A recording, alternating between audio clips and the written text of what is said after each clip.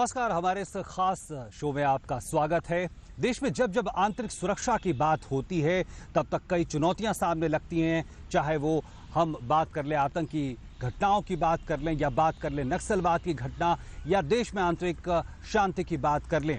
लेकिन पिछले कुछ साल ऐसे रहे हैं जो बताते हैं कि तमाम क्षेत्रों में उल्लेखनीय उपलब्धि हुई है, चाहे नक्सलवाद का मामला हो, चाहे वो जम्मू कश्मीर में आंतरिक सुरक्षा और घटनाओं का मामला हो, या पूरे देश में देखें तो जिस तरह से माहौल बदला है। और इसी मसले पे बातचीत करने के लिए हमारे साथ केंद्रीय गृह राज्य मंत्री किरेन रिजिजू हैं। बहुत बहुत स्वागत है सर आपका।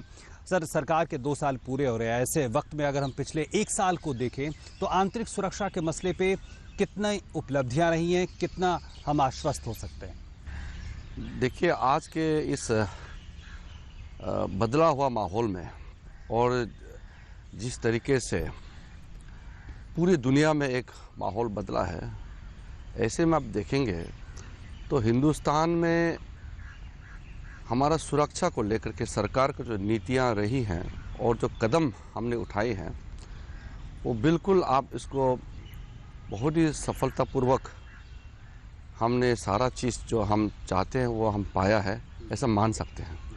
क्योंकि आजकल इंटरनेट का ज़माना है, सोशल मीडिया का ज़माना है। कोई एक चीज़ को भड़काने के लिए बहुत ही कम समय चाहिए, या देश के उस चोर में बैठ करके दूसरे पार में बैठ करके भी आप यहाँ गतिविधि को चला सकते हैं। और नेटवर्किंग जो आपका विभिन्न प्रकार के आतंकवादी या कोई भी संगठन है, वो कहीं भी बैठ करके दुनिया में अपने काम को वो चला सकते हैं। ऐसे में हमारा चुनौतियाँ बड़ी हैं और चुनौतियों को हमने स्वीकार किया है, और जिस प्रकार से हमको कदम उठाना चाहिए, ठोस कदम जो उठाना चाहिए था, हमने उठाए हैं। इसलिए गृह मंत्रालय का जो सबसे बड़ी जिम्मेदारी है, वैसे तो बहुत ज़्यादा जिम्मेदारी गृह मंत्रालय में है, लेकिन खास करके देश का आंतरिक सुरक्षा और अखंडता को बनाए रखने का जो दायित्व है गृह मंत्रालय का, मैं मानता हूं कि नरेंद्र मोदी जी के नेतृत्व में और राजनाथ सिंह जी, हम लोग का जो टीम है, बहुत अच्छी तरीके से हमने काम किया है और देश को सुरक्षा देने में हम सब सफलता हुए हैं। सर, सबसे पहले अगर आंतरिक सुरक्षा की बात आती है तो आतंकी घटनाओं और इस तरह के मुद्दे सामने आते हैं, और पिछले सालों में हमने देखा, खासकर पिछले 1 साल में, चाहे गुरदासपुर का मामला हो, पठानकोट का मामला हो, इसमें हमें हमें यहाँ पे एक आतंकी घटना देखने को मिली है। कैसे इन चुनौतियों को लिया गृह मंत्रालय ने और किस तरह से इसको टैकल किया है? चुनौतियों का जैसे मैंने पहले भी जिक्र किया, पहले के मुकाबले बहुत बड़ी तादाद में बड़ी है। 1-2 घटना कभी छूट जाता है तो वो दुखद वाली बात है हमारे लिए। हमने जितना कामयाबी पाई है वो हम गिन करके लोगों के सामने नहीं रखते हैं, लेकिन 1-2 कहीं जिसका चूक हो जाता है, जिसका बहुत ही खमियाजा उठाना पड़ता है, नुकसान होता है, उसको लेकर के हम अफसोस रहते हैं। तो चाहे पठानकोट का मामला हो, चाहे गुरदासपुर का हो, चाहे देश के अन्य भागों में कई और घटनाएं होते हैं, तो उसको रोकने के लिए, घटना होने के बाद उसको रोकने के लिए जो ठोस कदम है वो हमने सही तरीके से उठाया है, ताकि भविष्य में और भी ऐसा हरकत वो ना कर सके। तो इसके लिए हम बिल्कुल तैयार हैं और हमने समीक्षा लिया है। किसी भी घटना के बाद जो तुरंत जो कार्रवाई करना चाहिए, समीक्षा लेना चाहिए, वो हमने तुरंत किया है, और वो बिल्कुल अभी अपने सफलतापूर्वक हम बिल्कुल उसको अभियान में चला के रखा हुआ है। कोई भी घटना हो उससे सबक सीखता है।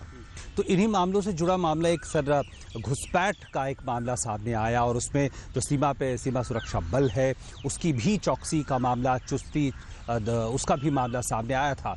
कैसे इस पे ध्यान दिया गया है? देखो, घुसपैठ का इस देश में पूरा रोकना संभव नहीं है, क्योंकि इसका हमारा जो सीमा है उसको आप देखिए, कश्मीर से लेकर के गुजरात तक पाकिस्तान के साथ हमारा सीमा लगा हुआ है, और उसमें सीमा का तरीका भी अलग अलग है। कुछ जगह में बिल्कुल वो इंटरनेशनल बॉर्डर है, कुछ जगह में वो लाइन ऑफ कंट्रोल है, और पंजाब वगैरह इलाका में आप देखेंगे तो पूरा 0 पॉइंट तक जहाँ हमारा फेंसिंग है उसके बाद भी हमारे लोगों का खेती है वहाँ पे, वो सुबह हजारों के तादाद में आना जाना होता है। एक समस्या है। दूसरा समस्या है, आप नेपाल के साथ हमारा कोई वहाँ पे फेंसिंग नहीं है, वो पूरा खुला है, क्योंकि नेपाल के साथ हमारा जो फ्रेंडशिप ट्रीटी है उसके मुताबिक दोनों देशों के बीच में आने जाने में कोई वीज़ा का ज़रूरत नहीं पड़ता है, बस आपको एक डॉक्यूमेंट चाहिए।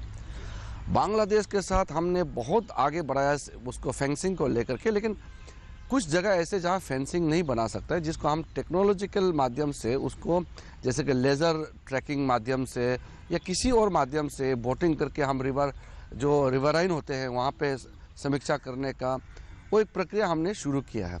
मिज़ोरम साइड में जो बांग्लादेश के साथ सटा है वो बिल्कुल ऐसा जगह है कि फेंसिंग लगाना मुश्किल है, तो वहाँ चौकसी बढ़ा दिया गया है। फिर म्यांमार के साथ जो बॉर्डर है वहाँ फेंसिंग का संभावना नहीं है और एग्रीमेंट में फेंसिंग का भी नहीं है, इसलिए वहाँ खुला है। तो पूरे के पूरे आप देश का तस्वीर देखेंगे तो हमारे जो पड़ोसियों के साथ हमारा जो संबंध है, जो नेचर हमारा बॉर्डर है, पूरी तरह से रोक लगाना मुश्किल है। लेकिन बांग्लादेश और पाकिस्तान को लेकर के हम बहुत ज़्यादा सतर्क हैं और दोनों देशों के साथ जो हमारा बॉर्डर है उसमें फेंसिंग किसी भी रूप में पूरा होने का हमने कार्य उठाया है। काफ़ी गैप है जो मैं आपको लंबा गिन के नहीं बता सकता हूं, लेकिन हमने काफ़ी कदम उठा चुके। ठीक है, तो ऐसे में बात हुई थी कि जो बीएसएफ उसको और ज़्यादा स्ट्रेंथन है, वहाँ और ज़्यादा ध्यान देने की ज़रूरत है और मंत्रालय ने कदम भी उठाए कि बीएसएफ के जो भी अर्धसैनिक बल है उनके प्रमुखों को ज़्यादा अधिकार, ज़्यादा वित्तीय अधिकार दिए गए। कैसे इसको देखते हैं? जी, हम तो जाते रहते हैं, मैं जहाँ भी जाता हूँ बॉर्डर एरिया में, ज़्यादातर लोग कहते हैं कि ये पहले बार मंत्री आए हैं। कुछ जगह में राजनाथ सिंह जी गए हैं और क्योंकि बॉर्डर मैनेजमेंट में देख रहा हूँ तो मेरा तो और दौरा लगते रहता है। बहुत दिक्कतें हमने देखा है अपने जवानों का, ऑफिसर लोगों के लिए जो काम करना चाहिए बहुत सब पिछली सरकार ने नहीं किया। सबसे पहले हमने उनका जो बेसिक नीड्स हैं उनका, जैसे कि उनका हाउसिंग का है, 13,000 से ज़्यादा हाउसिंग का हमने यूनिट्स का अप्रूवल करके हमने काम शुरू किया है। उसके अलावा वहाँ जो छोटे छोटे उनका जो दरकारें हैं, उनके जो ज़रूरतें जो चीज़ें हैं उसको हमने अच्छी तरह से समझ करके उसको कार्रवाई उठाया है। बहुत सारा चीज़ है वहाँ जो हमारा, जैसे कि बीएसएफ का है, डायरेक्टर जनरल है, हमारा अन्य जितना भी बॉर्डर सिक्योरिटी जो गार्ड फोर्सेस हमारे पास है, जैसे आईटीबीपी है, एसएसबी है, उन लोगों के लिए कुछ हमने ऐसे पावर भी डीजी और उनके स्तर पर छोड़े हैं जो तुरंत वो अपना कदम उठा सके। इस तरीके से बॉर्डर में रहने वाले हमारे जो बॉर्डर गार्डिंग फोर्सेस हैं उसके लिए तमाम कदम उठाया है। इसलिए वो लोग भी कह रहे हैं अब कि नया सरकार आने के बाद, मोदी जी के सरकार आने के बाद उन लोगों का जो हौसला है, हमारा सिपाहियों का हौसला है, वो बड़ा है। सर, इसी से एक जुड़ा मामला ये है कि जिस तरह से हम बात कर लें कि जम्मू कश्मीर की स्थिति पे, वहाँ पे हमने देखा कि काफ़ी घटनाओं में कमी आई है, लेकिन हाल फिलहाल में हमने ये भी देखा कि वहाँ पे जब से वहाँ पे सरकार बनी है तो एक तरह का रोष देखने को हमें मिल रहा है। कैसे इस चुनौती को देख रहे हैं आप? देखिए, आज के ज़माने में कोई पार्टी जब सत्ता में आता है तो जो विरोधी दल होता है वो कोशिश करता है कि इस तरह का समस्याएं लोगों के सामने में खड़ा करें ताकि सरकार को बदनाम हो, सरकार के लिए कठिनाई पैदा हो, इस तरह का कोशिशें करते रहते हैं। हम इसलिए हमेशा कहते हैं कि हम राजनीति में चाहे सत्ता में हो या विपक्ष में हो, सकारात्मक भूमिका हमको निभाना चाहिए। खास करके देश का आंतरिक सुरक्षा को लेकर के हमको बिल्कुल सावधानी बरतना चाहिए। कश्मीर में जब से ये गठबंधन सरकार बनी है पीडीपी और भारतीय जनता पार्टी का, उसके बाद कई कदम उठाए और साथ में वहाँ सेपरेटिस्ट काफ़ी लोग हैं, हुर्रियत के लोग हैं और कुछ जो परसेंटेज जो हम अगर कहेंगे तो 10% के लगभग जो लोग हैं वो बाहर से काफ़ी आइडियोलॉजिकली इन्फ्लुएंस रहते हैं। जैसे आईएसआईएस का फ्लैग लेकर के कोई खड़ा हो गया ताकि बदनाम हो जाए, टीवी के कैमरे के सामने में खड़ा हो जाता है तो दिखाने के लिए कि वहाँ आईएसआईएस का गतिविधि बढ़ी है, इस तरह का, या पाकिस्तान का फ्लैग लेकर के खड़े हो जाते हैं। इस तरह का घटनाएं होते रहे, लेकिन हमने बिल्कुल जब राष्ट्रपति शासन के समय भी हो या अभी जो सरकार बने हैं, यहाँ से केंद्र के गृह मंत्रालय से हमने लगातार निगरानी रखते हुए कहा है कि तुरंत एक्शन होना चाहिए। तो घटनाएं इस तरह को देखने को बहुत ज़्यादा मिला है, लेकिन हकीकत में ज़मीनी पर पहले के मुकाबले घटनाएं बढ़ी हैं ऐसा नहीं है। बिल्कुल, और आंकड़े भी यही बताते हैं। हम बात कर रहे हैं केंद्रीय गृह राज्य मंत्री किरेन रिजिजू जी से, और हम ब्रेक के बाद जब लौटेंगे तो हम बात करेंगे पिछले दिनों जो एक बड़ी सफलता मिली है दिल्ली में, जैश ए मोहम्मद के कई संदिग्धों को पकड़ा गया है। कितनी बड़ी उपलब्धि है और किस तरह का संदेश यहां से मिलता है, इस पे हम बात करेंगे। Now the National News Channel of India, live on your mobile phone. Get the news on the go. Watch top videos, get the latest news and continuous news on your mobile phone. Download DD News app now. Visit the Android Play Store, search for DD News, download the app to your phone. Get the power of information at your fingertips. DD News. Only news, complete news.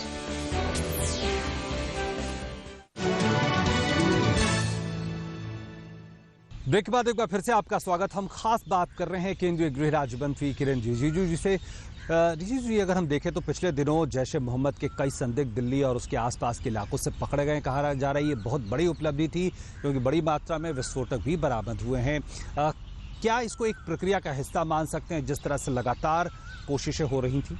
देखिए, हमने सबसे पहले क्या किया, कोई भी चीज़ को सफलता प्राप्त करने के लिए आपका जो उसके बैकग्राउंड का काम वो सही करना चाहिए। तो हमने अपना चुनौतियों को सामने में रखते हुए हमारा जो खुफिया तंत्र है उसको हमने चुरुस्त दुरुस्त रखने का सबसे पहले कदम उठाए हैं। उसके बाद खुफिया एजेंसी का भी बहुत अलग अलग लेवल में उसका काम करने का होता है और अलग अलग ऑर्गेनाइजेशंस है। जैसे हमारे पास इंटेलिजेंस ब्यूरो है, उसके बाहर हमारे RNW हैं, फिर राज्य सरकार के पास भी उनके SB ब्रांच होते हैं, फिर विभिन्न संगठन होते हैं जैसे आर्मी के होते हैं, हमारे केंद्र के जो सिक्योरिटी बल हैं उसके पास भी खुफिया विंग्स होते हैं। हमने सबको एक कोऑर्डिनेशन करने का सबसे पहले प्रयास किया। जो हमारे पास मैक है, मल्टी एजेंसी सेंटर, उसमें जितना खुफिया एजेंसियों का जो आदान प्रदान करने का, जो सोर्स ऑफ इंफॉर्मेशन को शेयर करने का जो प्रक्रिया है, उसको हमने बहुत अच्छा तरीके से उसको पहले अपनाया है। तो उसका नतीजा क्या हुआ, जैसे भी कोई भी आतंकवादी, कोई भी संगठन यहाँ किसी को भेजता है, कोई मॉड्यूल बना करके दिल्ली में आता है, उसका इंफॉर्मेशन दिल्ली पुलिस और जो प्रशासन के पास तुरंत पहुँच जाते हैं। उसी का नतीजा है कि दिल्ली पुलिस ने जो छापा मारा और लोगों को पकड़ा। इस तरीके से, क्योंकि अब आने जाने का सिलसिला इतना ज़्यादा है आज के दिन में, रोक नहीं सकते उसको। अब उसको चेक कर सकते हैं, कंट्रोल कर सकते हैं, लेकिन बिल्कुल रोक नहीं सकते हैं। इसलिए हमने अपने जो खुफिया तंत्र है, चाहे वो स्टेट लेवल के मल्टी एजेंसी सेंटर हो या नेशनल लेवल में मल्टी एजेंसी सेंटर हो, हमने जो शेयरिंग ऑफ इंफॉर्मेशन को, जैसे अंग्रेजी में हम कहते हैं कि सीमलेस इंफॉर्मेशन शेयरिंग, बिल्कुल उसको हमने स्मूथ, बहुत ही अच्छी तरह से लोगों के बीच में कैसे विभिन्न संगठनों के बीच में एक सामान्य प्रकार का उनका रिश्ता रहे, वो हमने प्रक्रिया को अपनाया, जिसका नतीजा सफलतापूर्वक जो आपको ये सामने में देखने को मिल रहा है। सर, एक मसला ये भी रहता है कि जिस तरह से सीमा पार से जो तमाम तरह की घुसपैठ या जो इस तरह की घटनाएं होती हैं, पाकिस्तान के साथ हमने काफ़ी सहयोग करने की कोशिश की, पठानकोट के मामले पे हमने देखा, लेकिन क्या लगता है वो सहयोग वापस दोबारा नहीं मिल रहा उस तरह से, बीच बीच में पूरा प्रक्रिया है वो रुक जाती है, ऐसा लगता है? देखिए, ये बहुत ही पेचीदा हुआ मामला है। भारत का तो आपने रुख, प्रधानमंत्री नरेंद्र मोदी जी का जो कदम है, उनका इच्छा, उनका कहने का जो तरीका होता है, या उनका देशवासियों के बीच में किस तरीके से अपना बयान करते हैं, अपना विचार रखते हैं, वो बिल्कुल साफ हिसाब से देश को आगे ले चलना चाहता है।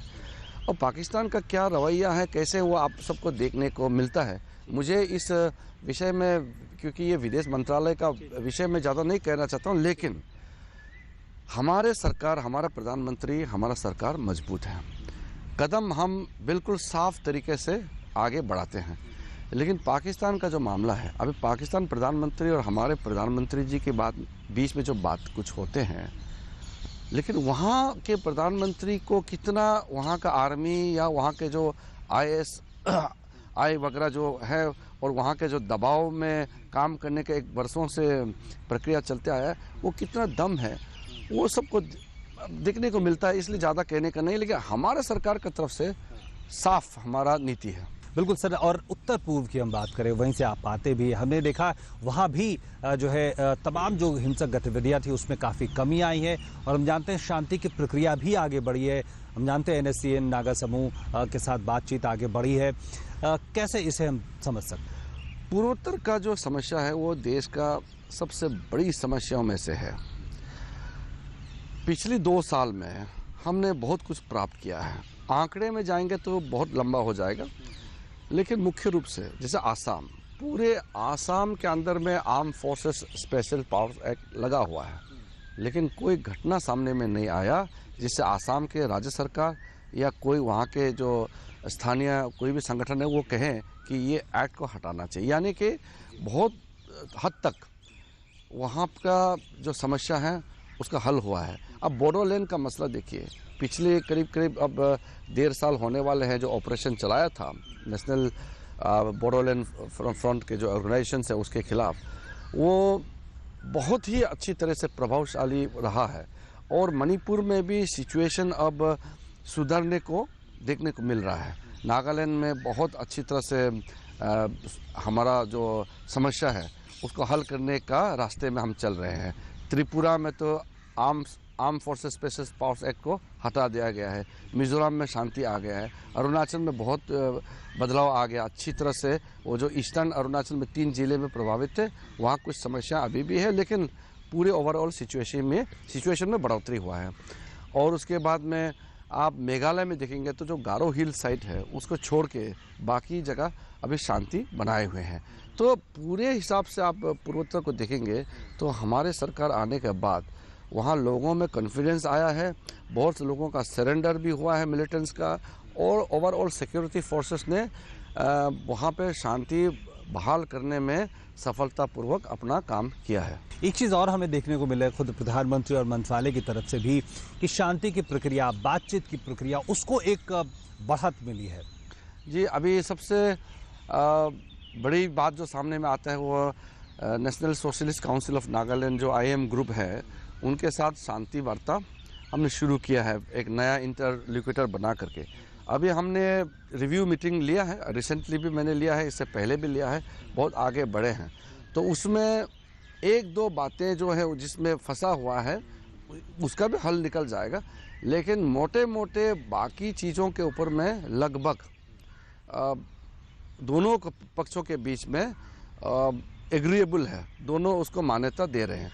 तो मुझे लगता है कि नागा जो खास करके NSCN IM के साथ जो बातचीत चल रहे हैं उसका हल जल्दी से जल्दी निकलेंगे, ऐसा मेरा उम्मीद है। सर, अब एक हम बात करें जो एक बड़ा थ्रेट रहा है इंटरनल सिक्योरिटी के लिहाज से, वो है माओवाद, नक्सलवाद का एक मामला रहा है। हम आंकड़े बताते हैं कि उसमें भी भारी कमी आई है और पिछले कुछ दिनों में बहुत आत्मसमर्पण भी हुए हैं।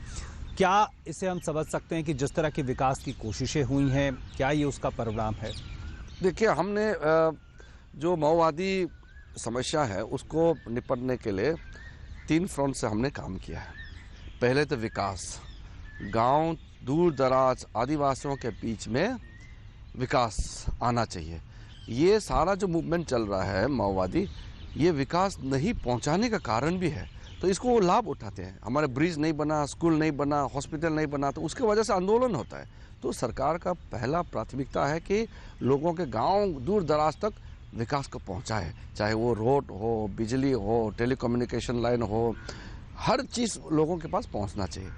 उसके बाद हमने सिक्योरिटी को ध्यान दिया है कि हमारा जो सिक्योरिटी फोर्सेस जो वहाँ लोगों के लिए, जो इनोसेंट लोगों को बचाने के लिए और जो बंदूक उठा करके लोगों को डराता है, धमकाता है, उनको भी संभालने के लिए हमारे सिक्योरिटी फोर्सेस के लिए हमने खास ध्यान देते हुए अभियान चलाया।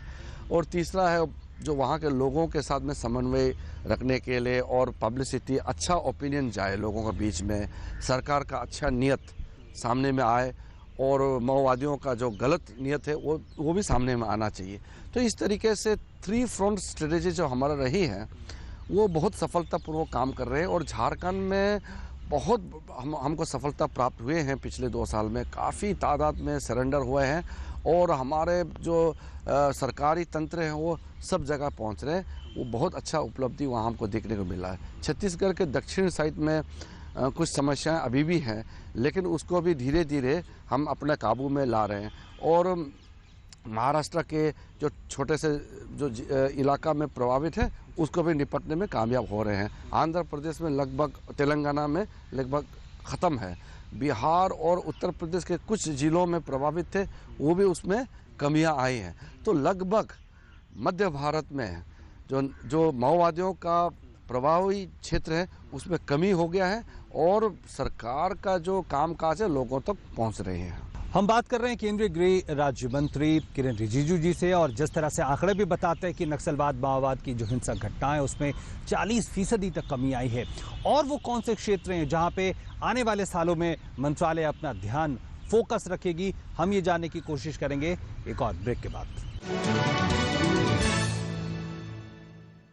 सुर्खियों की भीड़ में अहम खबरें, असल मुद्दे जो डालते हैं आपकी जिंदगी पर असर। दिन भर की हर बड़ी खबर का बेबाक विश्लेषण, सच, सटीक, संपूर्ण।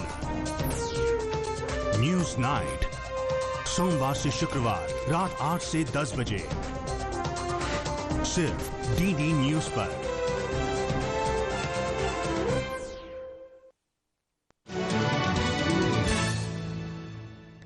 और ब्रेक के बाद एक बार फिर से आपका स्वागत है। हम बातचीत कर रहे हैं केंद्रीय गृह राज्य मंत्री किरेन रिजिजू जी से। रिजिजू जी, अगर हम देखें तो पिछला जो 2 साल का वक्त रहा है काफ़ी उतार चढ़ाव का रहा है। इन तमाम उपलब्धियों के अलावा वो और कौन से मुद्दे रहे जिन पे खास फोकस रहा, जिस पे उपलब्धियां मंत्रालय ने पाई हैं? देखिए, हमारे पास गृह मंत्रालय में तो आप जानते ही हैं करीब करीब यहाँ 23 विभाग है। देश का सबसे बड़ा मंत्रालय होने के नाते हम, जैसे कि हमारे पास डिज़ास्टर मैनेजमेंट है, प्राकृतिक आपदा को संभालने का जिम्मेदारी गृह मंत्रालय को है। इसमें बहुत बड़ी उपलब्धि की है। पिछले 2 साल में हमारा छवि बदला है। और आपको शायद पता होगा, मुझे एक मंत्री इस मंत्रालय को होने के नाते भी और अपना एक कंट्रीब्यूशन के हिसाब से यूनाइटेड नेशन की ओर से जो डिज़ास्टर चैंपियन डिक्लेयर किया है। यानी कि भारत ने बढ़ चढ़ करके प्राकृतिक आपदा को निपटने के लिए प्रधानमंत्री नरेंद्र मोदी जी के नेतृत्व में जो काम किया है पूरा विश्व में सराहना किया है। कहीं भी आग लगा हो, कहीं भी भूकंप आ गया हो, कहीं भी बाढ़ आ गया हो, इतना तेजी से रेस्पॉन्स भारत सरकार का कभी नहीं रही है। ये बहुत बड़ी बात है। कभी मौका मिलेगा वो अलग से चर्चा करने का विषय है। उसके बाद हमने जो वीज़ा का रेजिम है, हमने 150 देशों को इलेक्ट्रॉनिक वीज़ा ट्रैवल का प्रावधान दिया है। यानी कि आप घर में बैठे बैठे वीज़ा अप्लाई कर सकते हैं और 72 घंटे के अंदर हम उसको क्लियरेंस भी देते हैं। तो इसमें हमारे जो देश में पर्यटक आने का जो सिलसिला उसमें कितना बड़ी है, उसमें हमारा गृह मंत्रालय ने इतना बड़ा ये काम किया है। बहुत चर्चा में नहीं आया ये, क्योंकि ये सॉफ्ट काम है। हमने इतना काम किया कि आमदनी कितना बड़ी है इस देश के लिए। अब लोग हिंदुस्तान आने के लिए पहले की तरह वहाँ हमारे जो एम्बेसीज, हाई कमीशन होते हैं, वहाँ ठोकरे खाने का ज़रूरत नहीं है। घर में बैठे बैठे आप प्राप्त कर सकते हैं वीज़ा। इस तरीके से हमने जैसे CAPF, सेंट्रल आर्म फोर्सेस में CRPF, CASF, SSB, हमारे ITBP और तमाम हमारे जितना भी जो संगठन है, सारे में खास करके CRPF और CASF में 33% महिलाओं को भर्ती कराने का प्रक्रिया हमने शुरू किया है। और CRPF, ITBP, SSB और बाकी जितना हमारे फोर्सेस है उसमें भी 14 से 15% महिलाओं को भर्ती करने का प्रक्रिया वो भी शुरू हो गई है। और पूर्वोत्तर का पहले बार दिल्ली पुलिस में 400 से अधिक इसी साल हमने कांस्टेबलरी में रिक्रूटमेंट शुरू किया है। प्रधानमंत्री नरेंद्र मोदी जी ने गुवाहाटी DG कॉन्फ्रेंस में ये बात कहा था कि ये भारत का राजधानी है दिल्ली, यहाँ हर क्षेत्र से लोगों को दिल्ली पुलिस में रहना चाहिए ताकि देश का एक सिंबॉलिक पुलिस रहे। तो हमने पूर्वोत्तर के लोगों को कांस्टेबलरी में प्रक्रिया शुरू किया है भर्ती करने का। तमाम प्रकार का हमने काम किया है। आपको हम गृह मंत्रालय का गिनती करके बताएंगे तो पूरा दिन भर लग जाएगा।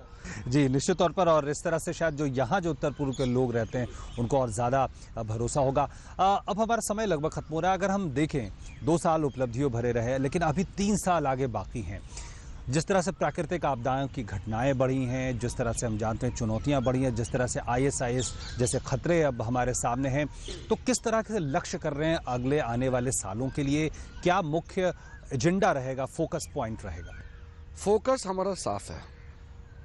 देश सुरक्षित होना चाहिए। देश के जितना नागरिक हैं वो इस देश में सुरक्षित सिर्फ महसूस ही नहीं, उसका पुख्ता इंतज़ाम होना चाहिए। और इस देश का जो बॉर्डर है, हमारा जो सीमा है, सीमा से ही हमारा देश का तस्वीर बनता है। पूरा हिंदुस्तान का सीमा को सुरक्षित रखने के लिए हमारे पास जो भी कदम उठाने की आवश्यकता हमको दिखता है, हम पूरा उसको पूरा करने का लक्ष्य हमने रखा है। उसके बाद इस देश को दुनिया के सामने में अच्छा छवि देने के लिए जो भी संभव प्रयास है हम कर रहे हैं।